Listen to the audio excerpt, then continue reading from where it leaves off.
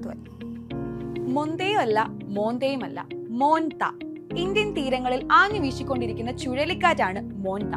അസ്നയും ഫെങ്കലും ഒക്കെ നമ്മൾ ഇതിനു മുൻപ് കേട്ട് പരിചയിച്ച ചുഴലിക്കാറ്റുകളുടെ പേരാണ്. ആരാണ് ഈ ചുഴലിക്കാറ്റുകൾക്ക് പേര് നിർദ്ദേശിക്കുന്നതെന്ന് അറിയുമോ? ലോക കാലാവസ്ഥാ സംഘടനയുടെ കീഴിലുള്ള 6 റീജിയണൽ സെന്ററുകളാണ് ഈ ചുഴലിക്കാറ്റുകൾക്ക് പേര് നിർദ്ദേശിക്കുന്നത്. അതിൽ ഇന്ത്യൻ കാലാവസ്ഥാ വകുപ്പിന്റെ അധീനതയിലുള്ള ഒരു കേന്ദ്രമുണ്ട്. അറബിക്കടലിലും ബംഗാൾ ഉൾക്കടലിലും രൂപം കൊള്ളുന്ന ചുഴലിക്കാറ്റുകൾക്ക് പേര് കൊടുക്കുന്നത് ഈ കേന്ദ്രമാണ്. ഇന്ത്യ അടക്കം 13 രാജ്യങ്ങളാണ് ഈ കേന്ദ്രത്തിന്റെ പരിധിയിൽ വരുന്നത്.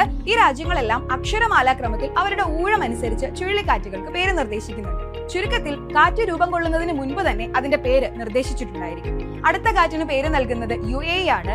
സെന്യാർ എന്ന പേരാണ് UAE നിർദ്ദേശിച്ചു വെച്ചിരിക്കുന്നത്. അതിനുശേഷം യമൻ ദിത്വ എന്ന പേരും ബംഗ്ലാദേശ് അർണബ് എന്ന പേരും ഇന്ത്യ മുരസു എന്ന പേരുമാണ് ചുഴലിക്കാറ്റിന് നൽകാനായി നിർദ്ദേശിച്ചു വെച്ചിട്ടുള്ളത്.